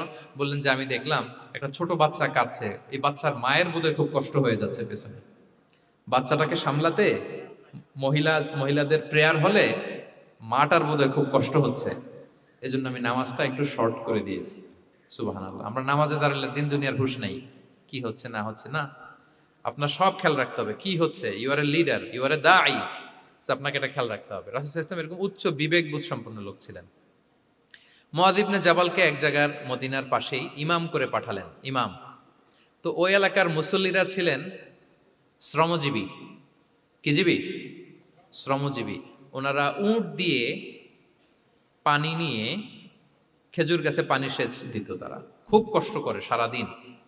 তো উনি মাগরিবের নামাজে একদিন নামাজ শুরু করলেন, আল্লাহু আকবার বলে সূরা ফাতিহার পরে উনি সূরা বাকারা শুরু করলেন। কোন সূরা? কোরআনের সবচাইতে ছোট সূরা নাকি? হ্যাঁ, আয়াত কত? সবচাইতে বড় সূরা। তো উনি হয়তো একটা খুব মানে চিল মুডে আছেন, একটা খুব ভালো মুডে আছেন, এবাদতের একটা মুডে আছেন। উনার আবেগ থেকে উনি হয়তো সূরা বাকারা শুরু করে দিয়েছেন, তেলাওয়াত করে করে মজা পাচ্ছেন, করতেছেন। কিন্তু পিছনে মুসল্লিরা হচ্ছে শ্রমজীবী, সারাদিন খেতে খামারে খেজুর বাগানে কাজ করে ওনারা নামাজ পড়তেছেন। একদল তো নামাজ ছেড়ে দিছে, ছেড়ে দিয়ে নিজেরা নামাজ পড়ে আল্লাহর হাবিব সাল্লাল্লাহু আলাইহি ওয়াসাল্লামের কাছে যে বিচার দিলেন যে ইয়া রাসূলুল্লাহ, দেখেন এমন একজনকে ইমাম হিসেবে পাঠালেন, উনি মাগরিবের নামাজ শুরু করছে সূরা বাকারা দিয়ে। আমরা হচ্ছে শ্রমজীবী মানুষ, আমরা কি পারি এত সময় দাঁড়িয়ে থাকতে? রাসূল সাল্লাল্লাহু আলাইহি ওয়াসাল্লাম খুব রেগে গেলেন, খুব। মুআয ইবনে জাবাল রাদিয়াল্লাহু তাআলা আনহুকে ডেকে পাঠালেন। ডেকে কি শব্দ ইউজ করছে জানেন? উনি বললেন, আফাত্তানুন আনতা ইয়া মুআয। ফাত্তান মানে ফিতনাবাজ। হে মুআয, তুমি কি সমাজে ফিতনা ছড়াচ্ছ? তোমাকে পাঠালাম সেখানকার ইউনিটি ধরে রাখতে, ইমাম হয়ে নামাজ পড়াবা, তালিম দিবা। আফাত্তান আনতা ইয়া মুআয, তুমি ফিতনা ছড়াচ্ছ? তুমি কেন সাব্বিহ ইসমা রাব্বিকাল আলা তোমার মুখস্থ নাই? ওয়াশ-শামসি ওয়া দুহাহা মুখস্থ নাই? হাদিসে দুইটা সূরার কথা, যে এই সাইজের সূরাগুলো পারো না তুমি, এগুলো দিয়ে নামাজ পড়াবা যাতে ওদের কষ্ট না হয়। ওরা তো শ্রমজীবী সাহাবী, ওদের দিকে তো তোমার খেয়াল রাখতে হবে, কনসিডারেট হতে হবে। সুবহানাল্লাহ ওয়া বিহামদিহি। দেখেন রাসূল সাল্লাল্লাহু আলাইহি ওয়াসাল্লাম ইমামকে এনে শাসন করলেন, বুঝিয়ে বললেন যে না, তোমাকে ছোট ছোট সূরায় নামাজ পড়াতে হবে যাতে করে কষ্ট না হয়। এবং রাসূল সাল্লাল্লাহু আলাইহি ওয়াসাল্লাম কাউকে কোনো দায়িত্ব দিয়ে কাজে পাঠালে ওনার বিখ্যাত একটা বাণী তিনি বলে দিতেন। আমার ভেরিফাইড যে ফেসবুক পেজের কভার ফটোতে দেখবেন এই হাদিসটা দেয়া। সেটা হচ্ছে তিনি কাউকে কোনো দায়িত্ব দিয়ে পাঠালে তিনি বলতেন, বাশশিরু ওয়ালা তুনাফফিরু, ইয়াসসিরু ওয়ালা তুআসসিরু। মানে তোমরা মানুষকে সুসংবাদ দিও, মানুষকে দিন থেকে ভাগিও না, দিনকে সহজ করে উপস্থাপন করো, দিনকে জটিল করে মানুষের সামনে উপস্থাপন করুন। আমরা এটা ভুল করি, এত কঠিন ভাবে উপস্থাপন করি, ভাবে যে কঠিন করে উপস্থাপন করতে পারলেই বোধহয় ওনার ক্রেডিট। এরকম একটা মানসিকতা অনেকের আছে। কোনো মুফতি যদি এমন কোনো ফতুয়া দেয় যেটা সমাজের অধিকাংশ মুসলিম চেষ্টা করেও মানতে পারতেছে না, কঠিন হয়ে যাচ্ছে, তার মানে something is missing in the ফতোয়া, something is missing in the legal opinion, and the মুফতি should revise the issue again and again. তাকে আরও মুফতিদের সাথে রিভাইজ করতে হবে, আরও কিভাবে জীবন ঘনিষ্ঠ করে মাসালাটা দেয়া যায় তাকে এটা ভাবতে হবে। কারণ আল্লাহ দিনের মধ্যে জটিলতা রাখেননি, কাঠিন্যতা রাখেননি। আমরা দিনকে কঠিনভাবে মানুষের কাছে উপস্থাপন করি, মানুষকে ভয় দেখাই, আমরা হতাশ করি, দিন থেকে ভাগাই। রাসূল সাল্লাল্লাহু আলাইহি ওয়াসাল্লাম বলেছেন, খবরদার দিন থেকে ভাগিও না, সহজ করে মানুষের কাছে উপস্থাপন করো, দিনকে জটিল করে মানুষের কাছে উপস্থাপন করবে না। তো তাহলে কনসিডারেট ছিলেন রাসূল সাল্লাল্লাহু আলাইহি ওয়াসাল্লাম, খুব উচ্চ বিবেক বোধ সম্পন্ন ব্যক্তি ছিলেন। একবার মাগরিবের সালাতে অথবা এশার সালাতে হাদিসে এসেছে যে ইহদা সলাতাইল ইশা মানে মাগরিব অথবা এশায় হাসান হুসাইন রাদিয়াল্লাহু তাআলা আনহুমাকে নিয়ে তিনি নামাজে গেলেন। নামাজের এক পর্যায়ে সেজদারত অবস্থায় ওনার নাতি হাসান রাদিয়াল্লাহু তাআলা আনহু ওনার কাঁধের উপরে চেপে বসলেন, দীর্ঘ সেজদা দিলেন। এরপর যখন নামাজ শেষ করলেন, সাহাবারা বললেন, ইয়া রাসূলুল্লাহ, এত লম্বা সেজদা দিতে তো কখনো দেখি নাই, নামাজে কি অসুস্থ হয়ে গেলেন নাকি?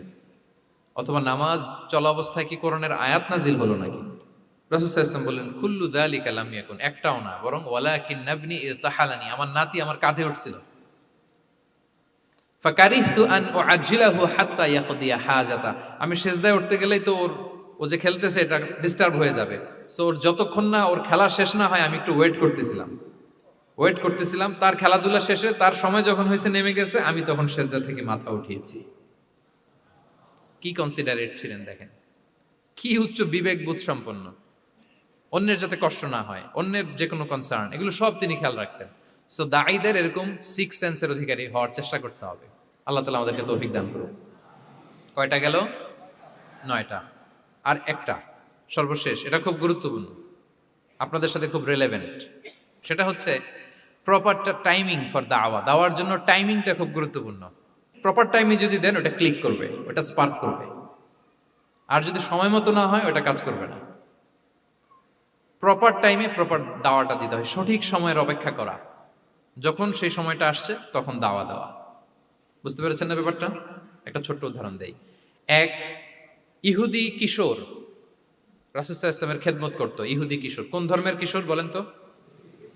ইহুদি কিশোর প্রায় আসতো, রাসূল সাল্লাল্লাহু আলাইহি ওয়াসাল্লামের কাছে আসতো, রাসূল সাল্লাল্লাহু আলাইহি ওয়াসাল্লামের সেবা করতো, কিন্তু তাকে কখনো রাসূল সাল্লাল্লাহু আলাইহি ওয়াসাল্লাম দিনের দাওয়াত দেন নাই। ছেলেটা ইহুদি, কিন্তু তার সামনে কখনো দিনের দাওয়াত তিনি দেন নাই। তো একদিন দেখে যে ওই ছেলে আসে না, লাগাতার এরকম কয়েকদিন যাবত ওই ছেলে আর আসে না। তখন রাসূল সাল্লাল্লাহু আলাইহি ওয়াসাল্লাম খোঁজ নিলেন যে কি হয়েছে। তখন রাসূল সাল্লাল্লাহু আলাইহি ওয়াসাল্লাম শুনতে পেলেন যে ছেলেটা অসুস্থ। ছেলেটা কি?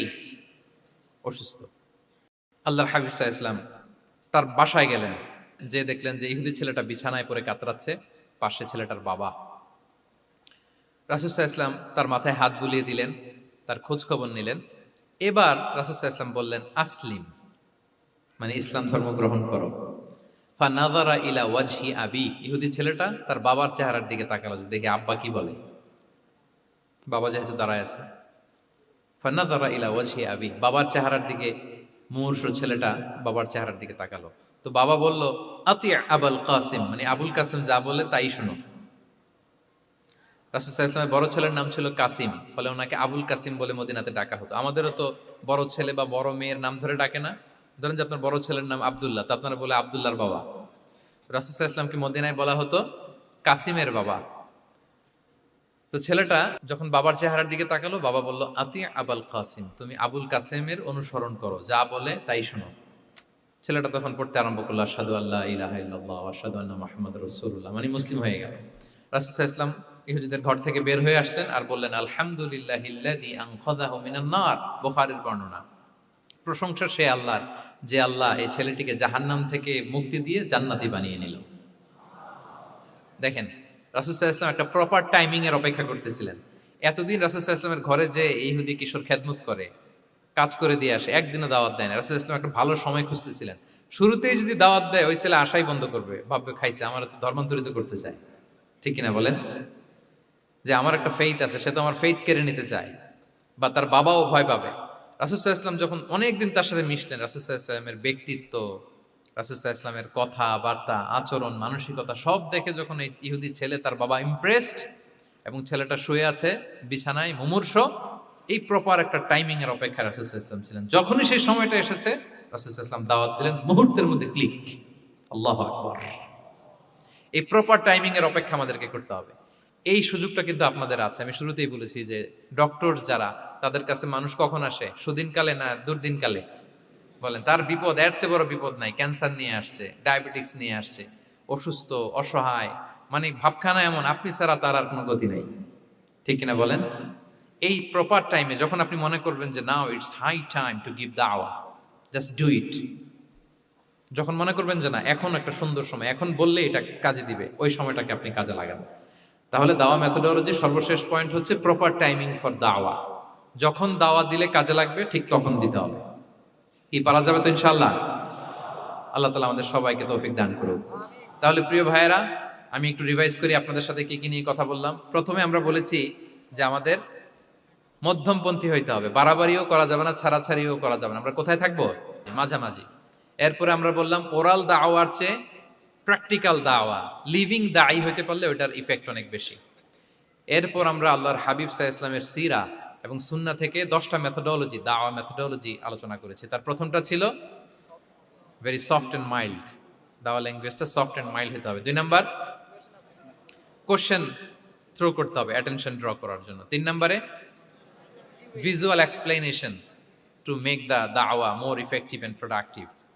তারপরে 4 নাম্বার, গ্রাজুয়ালিটি, ধীরে ধীরে, ধাপে ধাপে, একবারে সব চাপিয়ে দেওয়া যাবে না। 5 নম্বরে, ইমোশনাল ইন্টেলিজেন্স ইউজ করতে হবে। 6 নম্বরে, ফুল অফ লাভ, দাওয়া should be full of love. 7 নম্বরে, কাউকে শুধরে দিতে চাইলে লজ্জা দিয়ে অন্যের সামনে শুধরে দেওয়া যাবে না, রাসূল সাল্লাল্লাহু আলাইহি ওয়াসাল্লাম যেভাবে শিখিয়েছেন ওইভাবে কারেক্ট করতে হবে। 8 নম্বরে, দাওয়া should be applied in yourself, আগে নিজের মধ্যে। 9 নম্বরে, কনসিডারেট হইতে হবে, উচ্চ বিবেক বোধ সম্পন্ন। 10 নম্বরে, প্রপার টাইমিং, ঝোপ্প যে কোপ, বাংলা একটা কথা বলে না, কি বলে? ঝোপ্প যে, তার মানে সময় মতো, সময়ের 1/4, অসময়ের সময় মতো। যখন আপনি মনে করবেন it's high time to give দাওয়া, ডু ইট, এটা করেন। এইভাবে আল্লাহ রাসূল সাল্লাল্লাহু আলাইহি সাল্লামের দাওয়া মেথোডোলজি ফলো করে যদি আমরা দাওয়া কাজ করি, দাওয়াটা প্রোডাক্টিভ হবে এবং খুব ইফেক্টিভ হবে।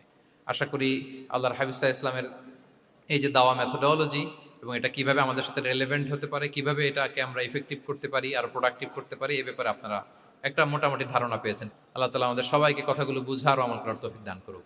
হাযা মা ইনদি ওয়াল ইলমু ইনদাল্লাহি আলাইহি তাওয়াক্কালতু ওয়া ইলাইহি উনীব। আসসালামু আলাইকুম ওয়া রাহমাতুল্লাহি ওয়া বারাকাতুহু।